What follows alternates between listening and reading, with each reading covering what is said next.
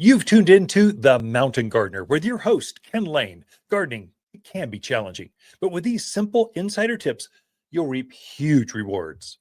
Now, let's tune into today's Mountain Gardener with Ken and Lisa. And welcome to this week's edition of The Mountain Gardener, your host, Ken Lane, every week, talking about the landscapes of northern Arizona. And let's see, this week, it is summer now, officially. So it's kind of nice. It's my favorite season. I know some of you love winter. Some love your spring flowers. I love the heat, the outdoor activities, the swimming, all the boating, all the travel time, the downtime, everything about summer. I love. It started, I think, when I was a kid. The family would get in a station wagon and log like 3-4 weeks as they drove around the country. We drove from Virginia to Canada to Wyoming to New Mexico and all the way back in one trip.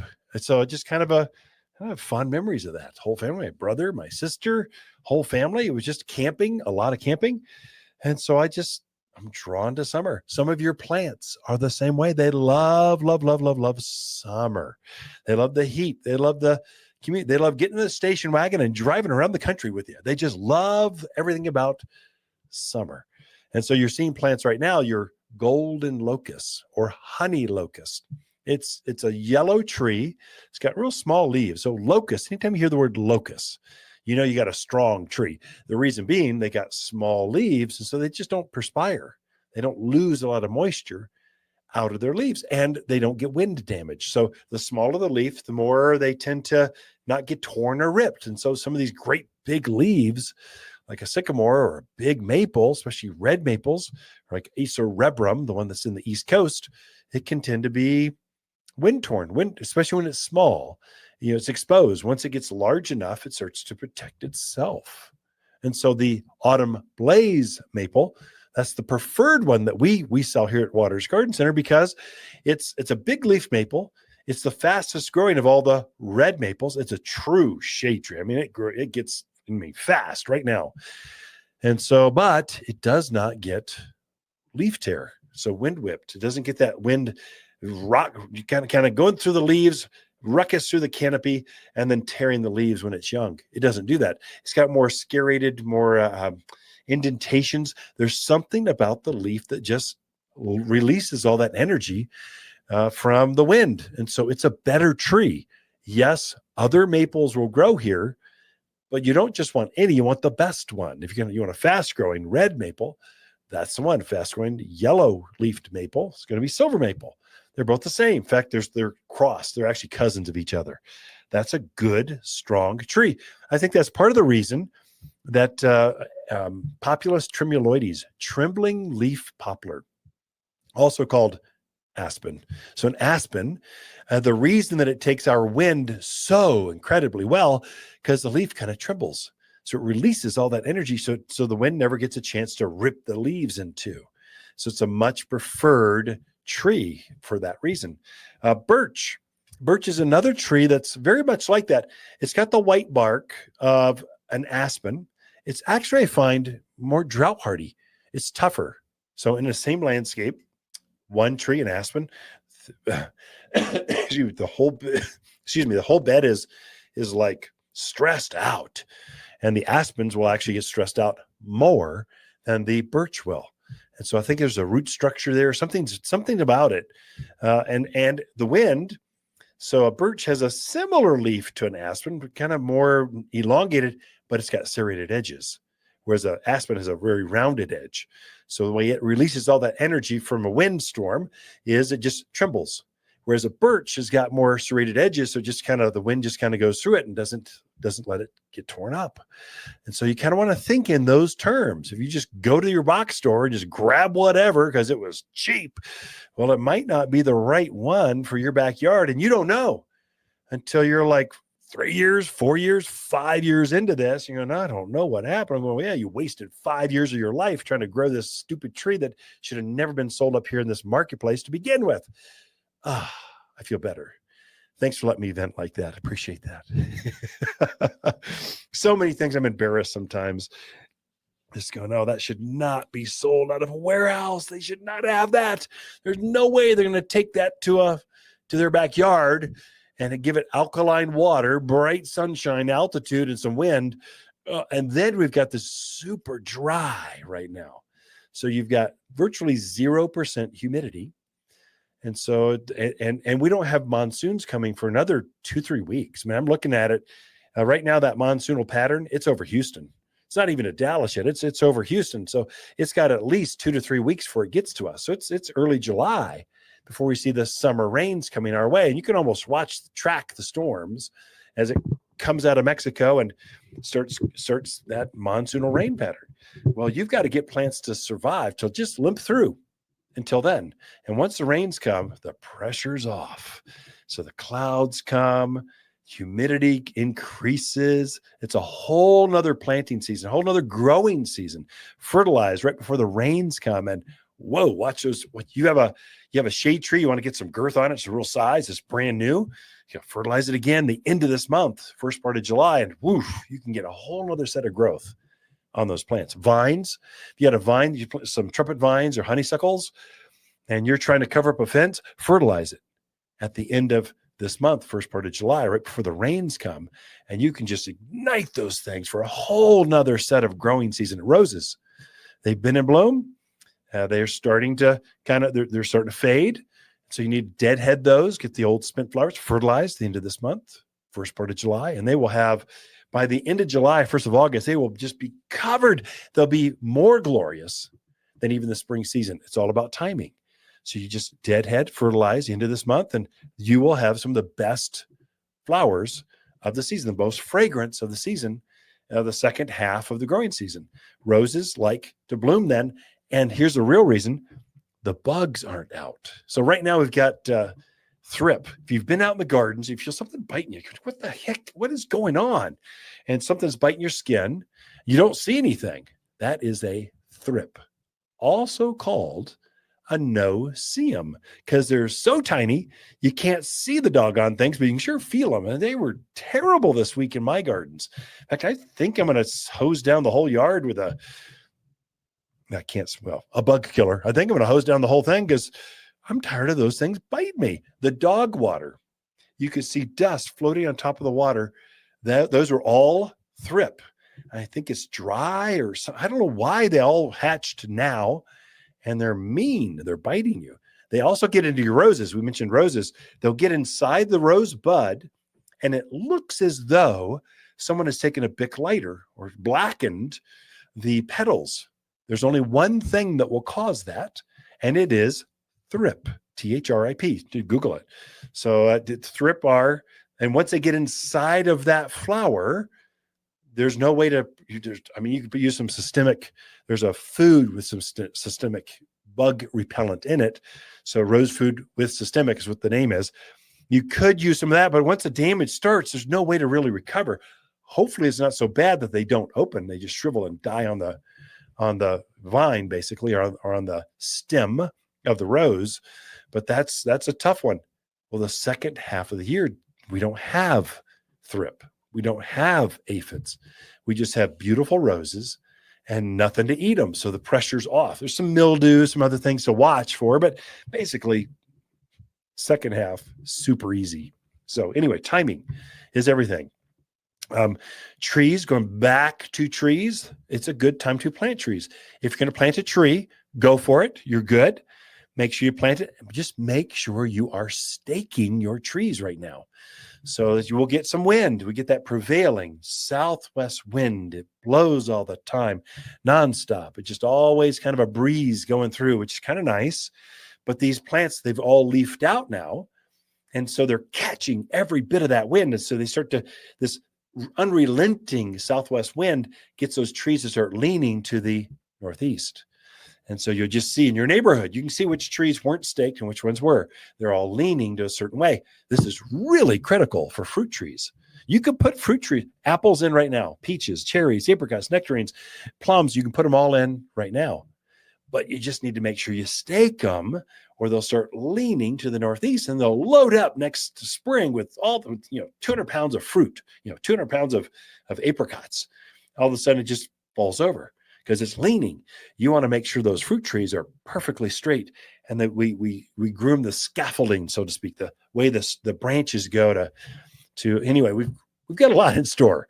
I could keep going on and on. I got another rest of the hour to go. Let me get a commercial break in. We'll be right back with Lisa Watters Lain with your garden questions right after this. Watters garden companion plants for June are sunburst locust, moonshine yarrow, silverberry, and Hall's honeysuckle. Ideal at growing up fences, walls, or as a ground cover. Wind, drought, deer, javelina are no problem. Hall's honeysuckle is an outstanding mountain vine with fragrant yellow flowers that loves blooming in the summer heat.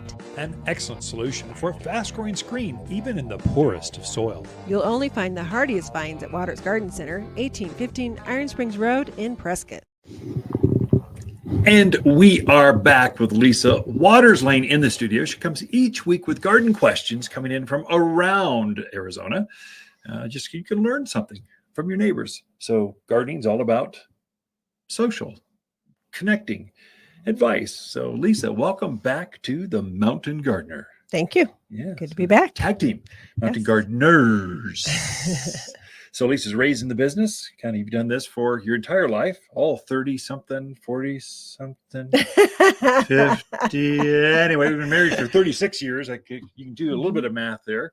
So, but this is about gardening. Now. What are people asking or doing or saying? Sure. So been a lot of watering questions, course, as you can imagine, because we kind of get into the heat of summer, and it's a challenge to figure those all out.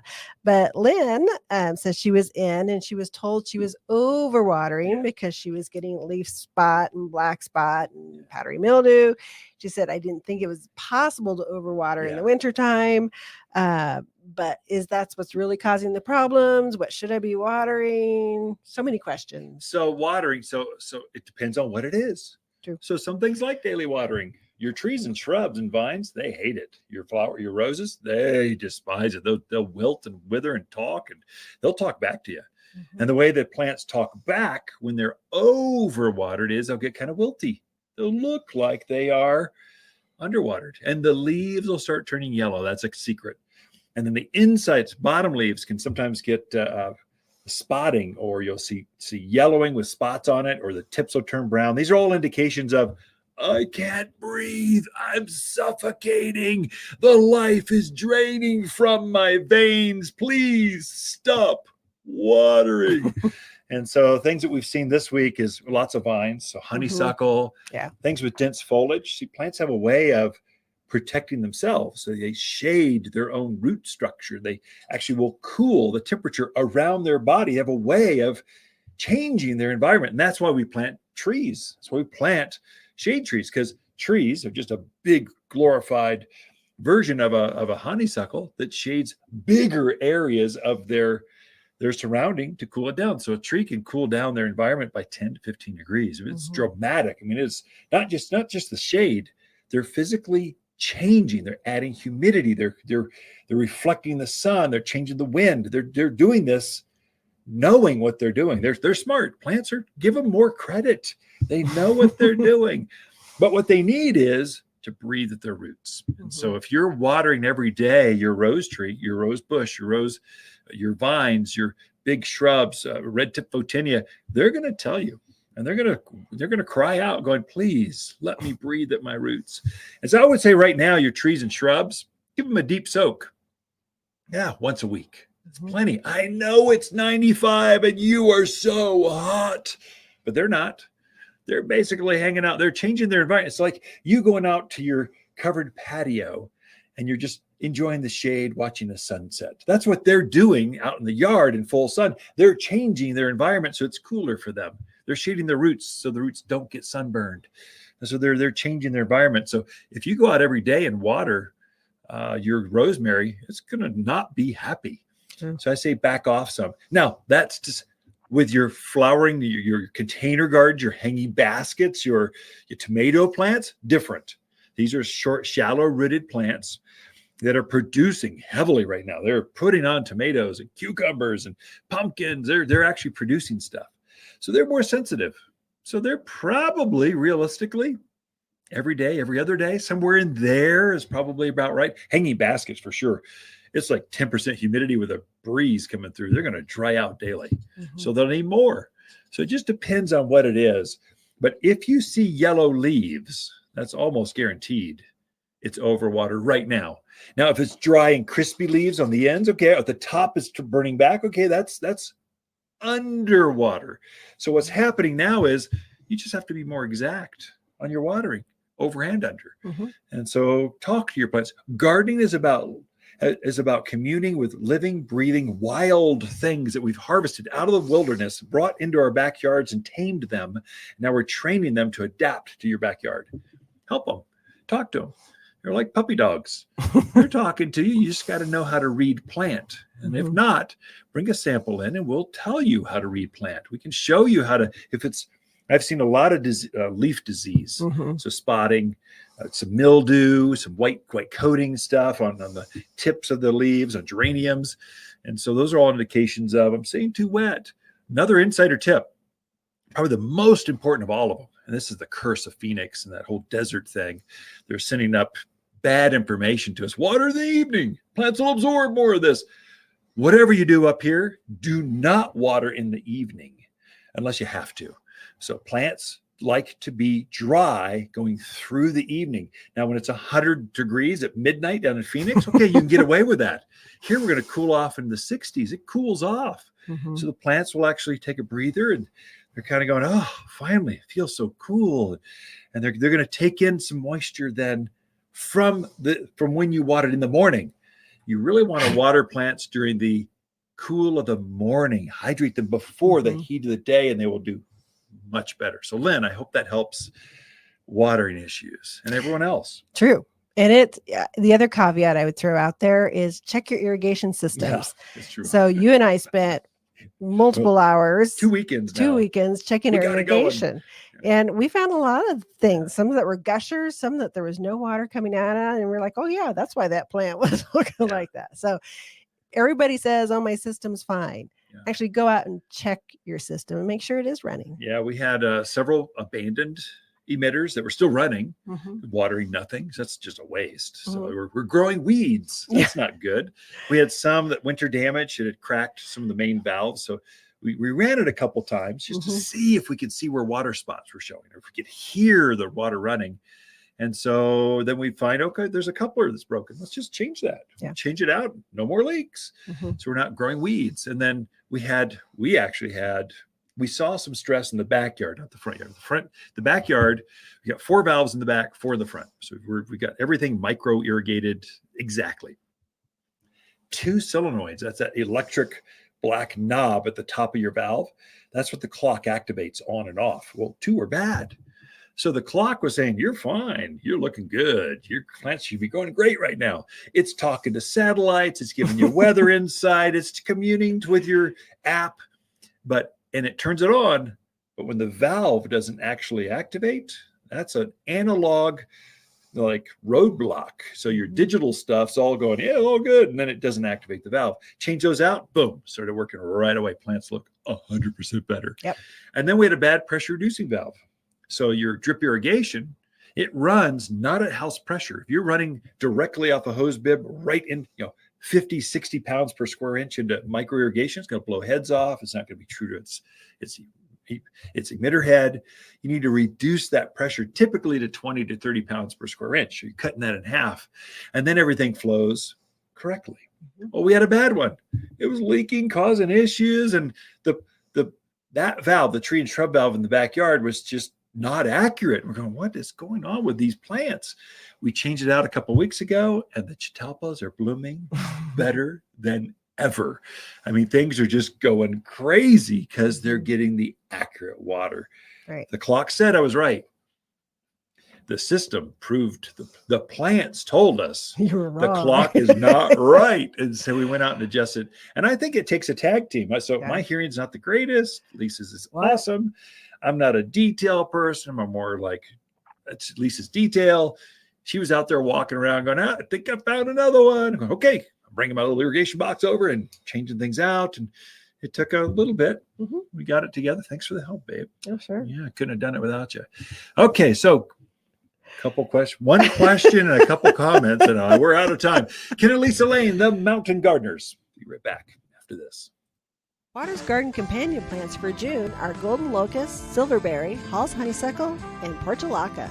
Portulaca tolerates blazing sun, where the neon flowers attract butterflies. Available in red, orange, violet, white, and pink. Great for containers, rock gardens, between sunny stepping stones, or any hot, dry garden space where nothing else grows. The brighter, the better. You'll find the toughest bloomers at Watters Garden Center, 1815 Iron Springs Road in Prescott. So it is time. If you've been waiting to see if that stressed out tree, the dead branches, only thing that's coming up is the suckers at the roots. If the plant is not leafed out by now, it's not going to. It's time to call it. You just got to say it's dead. I don't know what happened. I can tell you what happened. It was real long, warm, dry winter, and plants don't like that. They like to go cold, long, frigid winter, and they just hibernate. If it gets dry, it doesn't matter. I'm sitting here with icy feet. I'm not going anywhere. I'll be here in spring. Let me know in the spring. It didn't do that this last winter. And so a lot of trees got killed. I've never seen anything like it, including my own. I've lost a couple. So I lost one at the garden center. I brought them the big saw because it's a big old robinia or a purple robe locust. Locusts should not die. They shouldn't take that much water, but it got stressed out and it just is not leafing out. Yeah, if I nursed it, maybe I could see some leaves somewhere. We live in America, though. You shouldn't have $1 million house and have this dead thing that's going to struggle for 3 years while it tries to come back, and then you only cut it down then. So just call it. The tree it has not come back now. It's not going to. Hate to tell you that, but that's the way it is. If it has some life, I would get through the first part of the monsoons. So if you're seeing kind of some foliage, I would fertilize it the end of this month. First part of July, pray for rain, have the rain kind of settle the food in, and then I would do one other thing. There's a product here at the garden center called Humic, Humic, humic acid. If you take a compost pile and just break it down to its last possible element, it's humic acid. What humic acid does is it fertilizes the soil. And so the plants want to root deeper into it. Doesn't fertilize the tree, kind of tickles the feet. So the tree wants to root into that soil, feeds the worms, mycorrhizal colonies, a lot of good things. The food actually causes top growth, leaves, foliage, branches, vines, stems, that kind of stuff. So fertilize for the health of the plant, put the humic in for the health of the roots.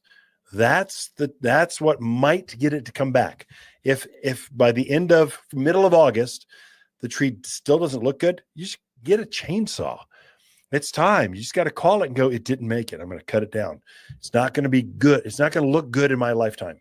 So it doesn't belong in my front of my $1 million house. It's just not going to happen. So cut it down. So it's just time. You can, for $100, $200, you have a glorious brand new tree that will take you for years to come. Anyway, that's just kind of just telling you, some of you are holding on too tightly and you got to let go. Just let it go. It's not going to come back. You're going to have to commit to a different kind of tree. So I'd say that for shrubs. I lost a couple shrubs. So they just didn't, if they haven't leafed out by now, it's been warm enough. Even the crepe myrtles, the smoke bush, the trumpet vines are in full bloom right now.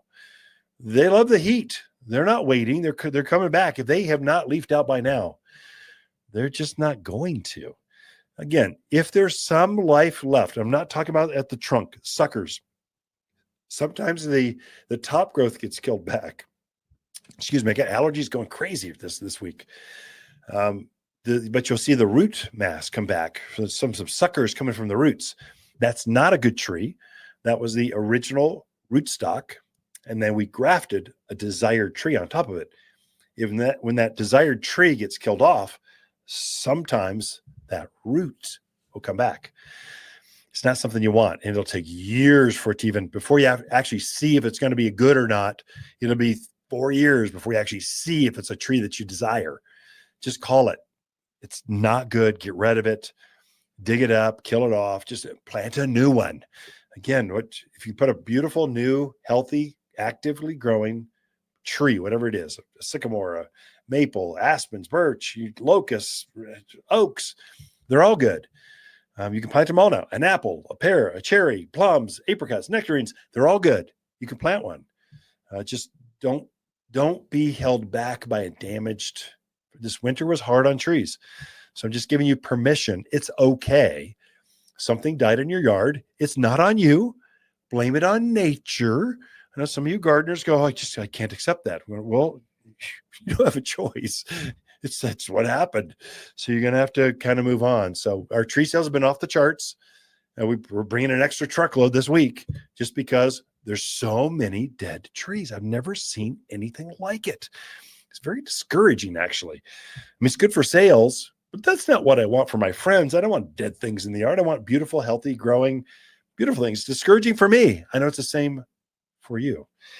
Anyway, we got more in store, but we've got Lisa Watters Lain coming in with her garden segment on just inspiring us with some fun stuff, not just dead things. So we'll be right back after this.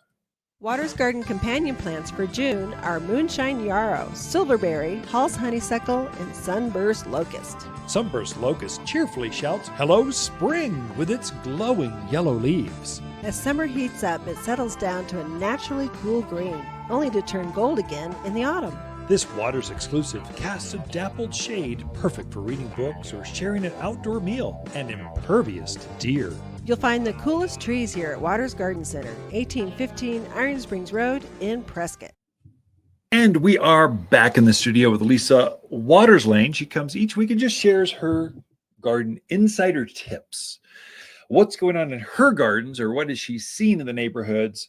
Just what's the highlight through her eyes of gardening in the central area of Arizona, Central Highlands of Arizona. Mm-hmm. So it is different up here. Welcome, Lisa. Yeah. Thank you. Yeah. So we've got, this is high desert.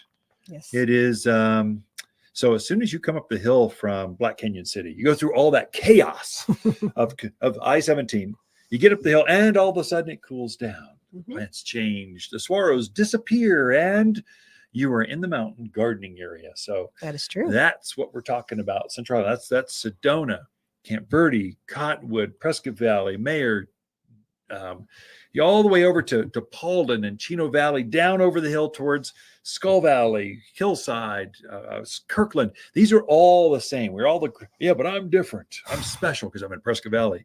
Well, I got news for you, Prescott Valley. You're not as special as you think you are. You might just be the same as the rest of us, at least in the gardens. Mm-hmm. So we grow the same stuff. Soils change and the sun direction. So what side of the hill you're viewing change. Right. So soil density. So you got clays and caliche, you got sandy. As you get towards Granite Mountain, you got more sandy, granite-y kind of soil. So many times we'll ask you, where do you live? We're not asking you because we care. We're asking, we're trying to figure out what kind of soil you're dealing with. Yeah. Because we've dealt with thousands of other gardeners. We can help hone you in. When you show us a picture, I don't really care about your backyard fence. I mean, I've seen hundreds. I'm looking at what other plants are growing there so I can companion plant. We're looking at how much sun is showing up on that fence line. Where are the shadows? We're looking at the nuance of that so we can get the right plant and so we can companion plant those things so you'll have more success. We're trying to give you advice. Mm-hmm. Doc, my chest hurts. Why? Well, I'm not quite sure. Let's take a look at this. And there's probably dozens of reasons. The same in your backyard. There's dozens of plants that could fit and not fit. So we're trying to get you where you don't make as many mistakes. Anyway, I go on and on. Yes, you Lisa. 2 minutes in. 2.5 minutes in. It's all this you. Is my segment. Yeah. Oh, how's that for an intro? I would also say included in that is also microenvironments. Oh, yeah. I mean, in one yard, you could have 4 or 5 different microenvironments. So yeah, it does matter where the sun hits and yada, yada, yada. But that's where professionals can help you. Well, we is professionals, that's for sure. So right now we're seeing all the summer shrubs and flowers blooming, and it's pretty. Yeah. We're past that spring. The lilacs are done. The forsythia is done. That spring stuff. And now we're into the summer color, which is actually quite pretty. And there's a Yeah. lot of shrubs that do very well here. If you're looking for summer color to mix into your yard. The one that I really, really like is the Rose of Sharon, Yeah, or pretty. hibiscus in the hibiscus family. Now, it's not the great big monster hibiscus you see in Hawaii, but it's a beautiful shrub. Most of them are going to get 6 to 8 feet, kind of in there. And they're going to bloom with beautiful, long-lasting flowers, and it'll just be full. There's double ones, like this is those of us who can see on the camera. There's one that's really fluffy, and there's one that's more so hibiscus. the lavender chiffon is a double one, so it almost has more of almost a peony or rose look to it because it has that full look. The other one is more of a traditional hibiscus look, simple. This one's kind of a dark pink with a red center. Now there's many colors: lavender, white, pinks, dark purples, you name it. There's lots of colors in the hibiscus family. Nice little shrub for here, goes dormant in the wintertime, but takes our cold weather just fine. Comes back in the spring, leaves back out, and blooms, midsummer, pretty much through the end of summer. Autumn, yeah. So nice shrub for here. People should definitely have one in their yard. Does very well. At least one. Maybe at least 2 or one. 3. The other one I didn't bring a blossom in, but that also is a great continual bloomer through the summer, is a butterfly bush. Yeah. And a lot of people are used to seeing those, but they've actually come out with quite a few varieties now. So we're kind of used to that 6 to 8 foot tall, gets rangy, takes over your yard. Well, they've come in with many that are much more behaved. So they get 4x4, 5x5, and even some that are like 2x2, the little Pugster series. So, but they're nice that they don't have a little tiny blossom. They still have that real big blossom on them, so you get a huge show of color.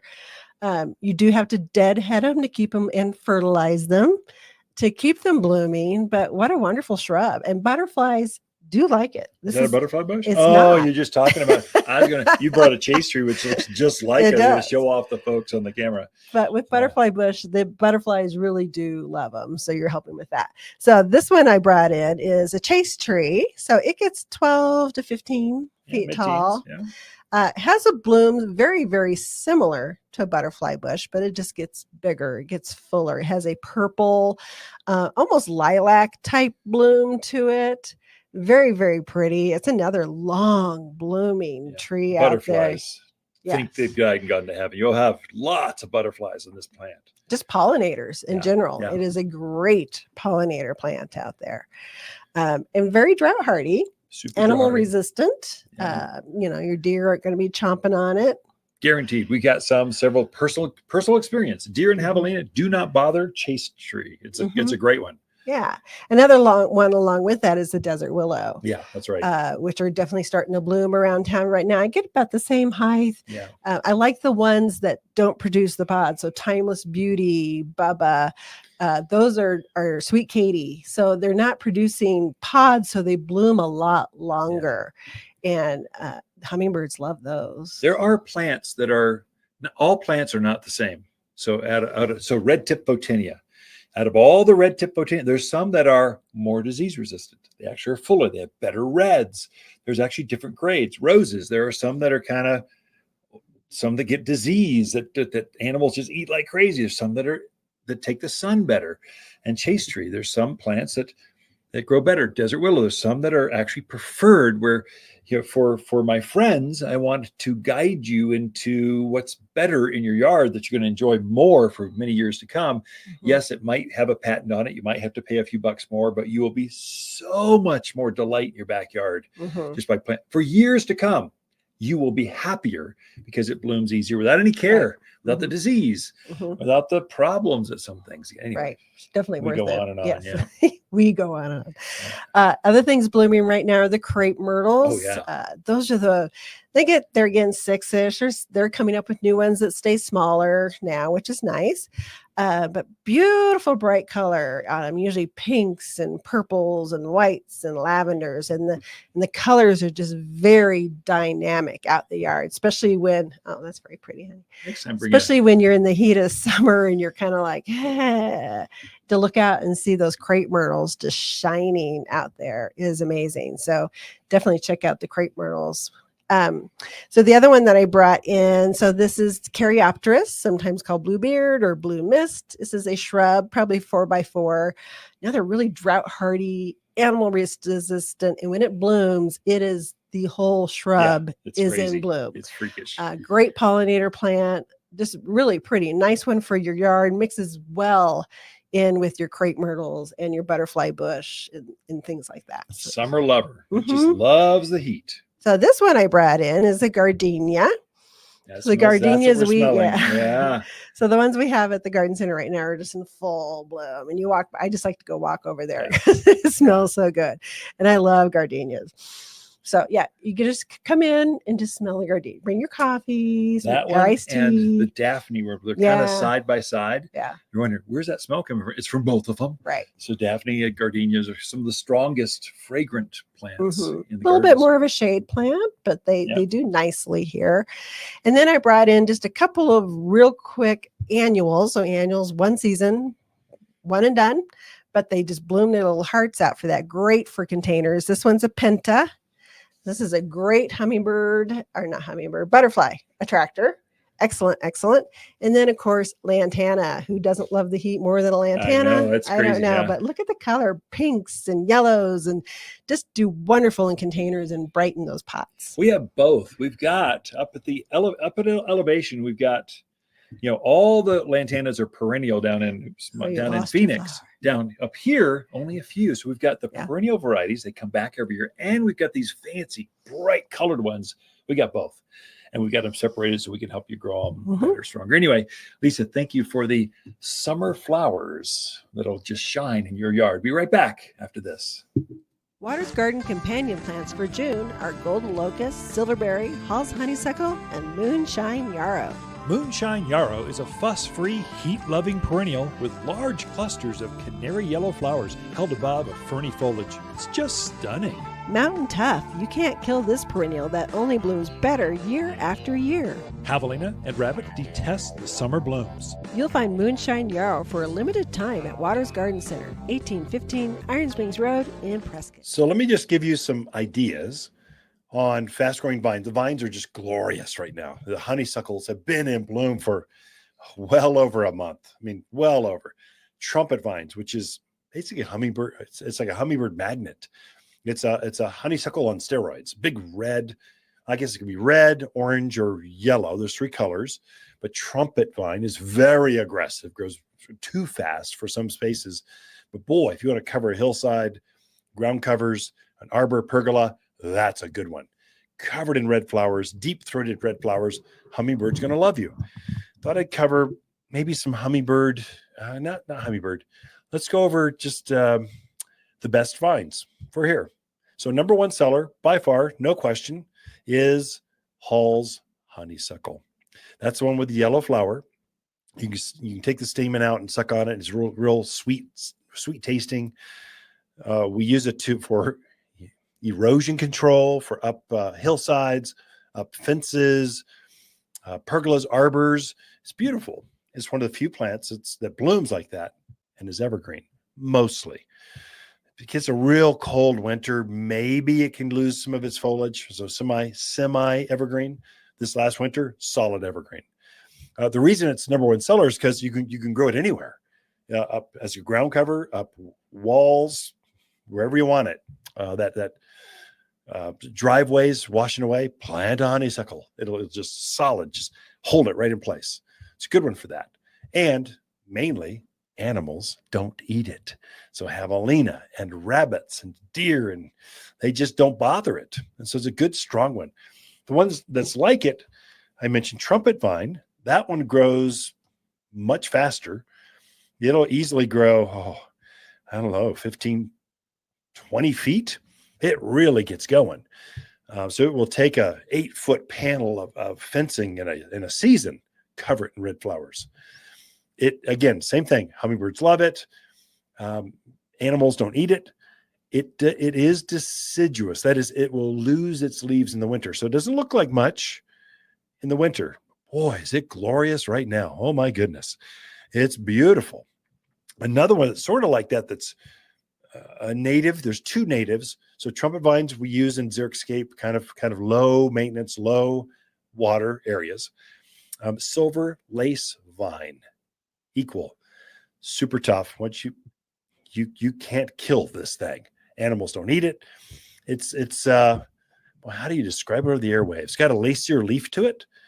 Has a white flower, kind of a lacy white flower, kind of like a bridal wreath flower that covers it from now through the end of the year, through call it Thanksgiving. It's just a good, strong, drought hardy plant. The one that's most famous in Arizona, at least, is the Virginia creeper. You'll see this wild up in the Bradshaws, kind of the mountains around us. You'll see this 5-leafed, kind of green, 5, I don't know, not leafed, but 5-petal leaf. It doesn't really flower. What it does, it's got a real heavy rootstock, kind of like it's got like potatoes at the base of it, so it holds moisture. So this thing is super drought hardy. Its claim to fame is in the fall of the year, it turns bright fire engine red, and just really striking red. Good, strong. If you want, once you get established, I mean, don't care for it. It just grows by itself. It's that kind of vine, a true native. There's a whole bunch of, I started with honeysuckle. There's a whole bunch of different varieties of honeysuckle. I mentioned Hall's, number one, but honeysuckle as a whole, if you include all the varieties, is definitely the number one. Because there's so many colors, we break it up some. So there's lemonade, there's reds, there's yellows, there's whites, there's all types. And all of them are equally as hardy. The Hall's is more evergreeny. It's one that holds its foliage the best. I mean, the red is much more striking. I mean, whoa, that's red honeysuckle. That's pretty cool. Loses its leaves. My allergies are just going, something bloomed. Ragweed or something went off. It's not juniper. Something else is out there. Of course, I'm looking at my wildflowers from the studio. They're beautiful. I got roadrunners out there. Quail are out there. I mean, it's magical, but there's a mixture of everything out there, which is why all the wildlife's out there. But I kind of react to it every once in a while. Let me take a sip of soda here.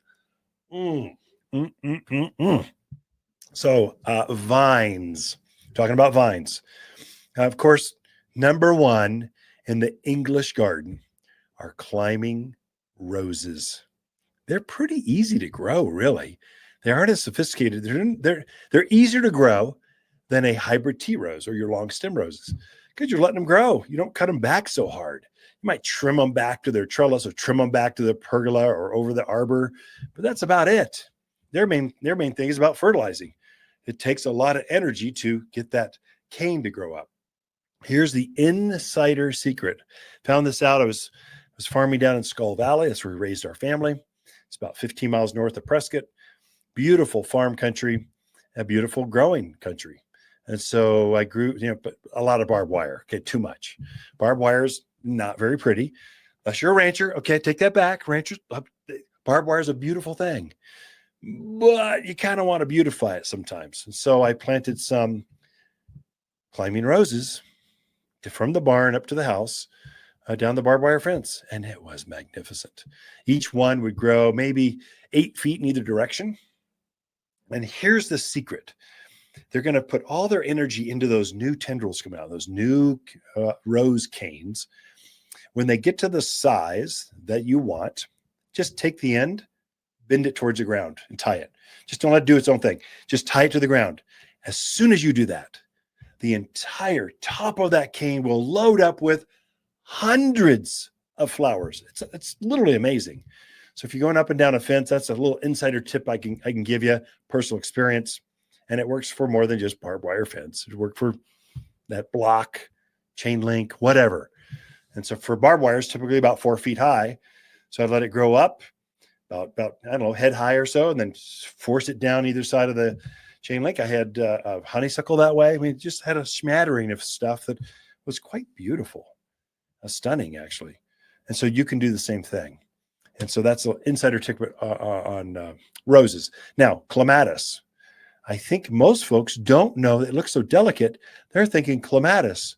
Well, I can't grow that. Anyone can grow clematis. It's the easiest one of them all. In fact, frequently, I'll tell folks, take something boring like a Virginia creeper, a Boston ivy, a honeysuckle, and you just want big flowers, not just some of those small flowers. Frequently, I'll tell them, why don't you plant two? Plant the honeysuckle. It's got the evergreen. It's got the hardiness. Animals don't eat it. And plant a clematis right next to it, which has kind of light foliage, but great big flowers. Now, those great big clematis flowers, big reds and purples and whites and pinks, and there's all kinds of colors. They're all in bloom right now. You can plant them right now, and those flowers will pop in between, pop through some of the other vines. You can plant them companion-wise with each other's, and you get the flowers of the clematis, but you get the foliage of akebia or trumpet vine or some of these other, honeysuckles, Boston ivy. All of them are really good growers for here. You'll find a tremendous selection. The beauty right now, plants are coming in. We're still getting truckloads, and they're fully matured. So earlier in spring, February, March, and April, we just cut them back. We knew they were going to grow. They've got a massive root structure. We know they're going to take off, but they still look kind of small. So the grasses were cut back. They weren't. Now they're coming in. Like I just had some pampas grass. They are magnificent. In another month, they'll be in bloom. Well, now, so you're seeing the plants are more mature now than they were in spring. So they're bigger. So they're the same price, just bigger. And you got more of that summer selection. So lots of honeysuckle, lots of trumpet vines, all three colors, lots of crepe myrtles, lots of hibiscus, lots of clematis, lots of colors to choose from. And they're all more mature than they were back in the spring. That's what it pays to shop your garden centers seasonally, not just spring, but hit them also in the summer, in the fall, in the winter. You can see what they all look like in those seasons. Okay, we got more. We're going to wrap this thing up. We'll be right back, though, after this. Watters Garden companion plants for June are moonshine yarrow, silverberry, Hall's honeysuckle, and sunburst locust. Sunburst locust cheerfully shouts, "Hello, spring," with its glowing yellow leaves. As summer heats up, it settles down to a naturally cool green, only to turn gold again in the autumn. This Watters exclusive casts a dappled shade, perfect for reading books or sharing an outdoor meal, and impervious to deer. You'll find the coolest trees here at Watters Garden Center, 1815 Iron Springs Road in Prescott. We were talking about trees throughout the show, and fruit trees specifically a couple times. And we have this weekend a free garden class on Saturday at 9:30. Please join us. It'll be in the back greenhouse here at Watters Garden Center. And Chris Arthur, who's my right-hand person, he's the foremost expert on all things trees, but specifically fruit trees. He's really good. He tracks all the farms. He knows where everything is, what's a companion, what pollinates what. And he's going to teach the class this weekend. Chris Arthur is horticulturalist extraordinaire. He knows stuff. And he'll give you the insider scoop on what you want to start with, which ones, how to get the most out of it. And it's a good time to plant. Just remember, you should stake them, because if a tree starts leaning to the northeast and it falls over because it loaded up with 8 bushels of apples, which is very possible, you'll want to make sure that that structure is straight up and down, so that weight is evenly distributed over the whole trunk of the tree. That's an insider tip. Also, right now, if you are looking at fruit trees, I don't want to steal some of Chris's thunder, but here's a tease. Have you come in and join us this Saturday, 9:30, or check out the podcast or the YouTube stream. We actually stream those live on our Watters Garden Center garden channel. Here, if you're looking for us, you can find it Facebook, LinkedIn. It's streamed everywhere.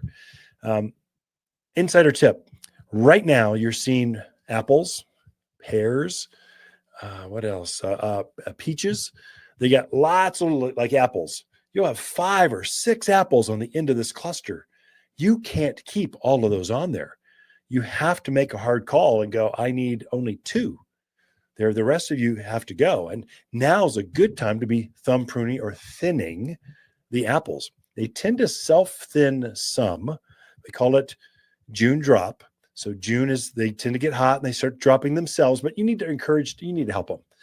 What happens is all that energy coming up from the roots, all that water, food, and all the goodness going into those fruits, there's not enough goodness to go in 6 of them. And so it divides it up. So all you end up with are lots of little tiny pithy, plums, peaches, apricots, nectarines, pears. And so if you thin some of those, now all that energy goes into the ones remaining, and you get these gigantic fruits left on the trees. That's an insider tip. I can tell you personal experience, and now is the time. When you start seeing that first June kind of drop, do it then. Just go out and go, I'm going to help you. Take your bucket and just start thinning. Take half of the fruit off that tree. Be brutal on it, because the remaining ones will be gigantic. It's a real game changer. And then I would say it's good if you haven't fertilized them since March. Now I would say take that all-purpose fruit and vegetable food. We have a pelletized organic food that we use. We make it here, and we've bumped it with a whole lot of calcium. And calcium is what brings out all that flavor, the size of the fruit. So it's 6, 4, 4, 7. It actually has more calcium than it does nitrogen, phosphorus, or potash, because we know you're going to struggle. Your tomatoes, if you don't give it enough calcium, you're going to have this blackened spot to it. Well, that same exact thing can happen to your squash, which can happen to your eggplants, which can happen to your peaches, which can happen to your apples, which can happen to your fruiting and vegetable. So it's a fruit and vegetable food. Now's a good time to be fertilized. It's organic. So I know the internet says don't fertilize while it's got food, while it's setting fruit. That's not organic fertilizer. People don't know how to use that. So I get so frustrated what I see as suggestions or solid advice. That's stupid. That's not true. Yet they spew it out there. And now AI is helping them compound it. Oh, that'll help. Anyway, come see us at Watters Garden Center. We can help you put a fruit tree in, or come to the free classes this weekend. Watters Garden companion plants for June are golden locust, moonshine yarrow, Hall's honeysuckle, and gilt-edged silverberry.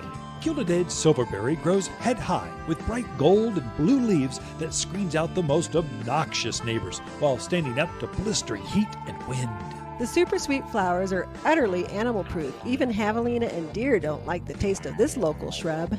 You'll find the best evergreen natives at Watters Garden Center, 1815 Iron Springs Road in Prescott. For a more fruitful garden, increased success in the landscape that just feels better, then tune in daily to the Mountain Gardener podcast. Subscribe through your favorite podcast streamer or visit wattersgardencenter.com. Better yet, visit me directly right here at Watters Garden Center. Thanks for tuning in.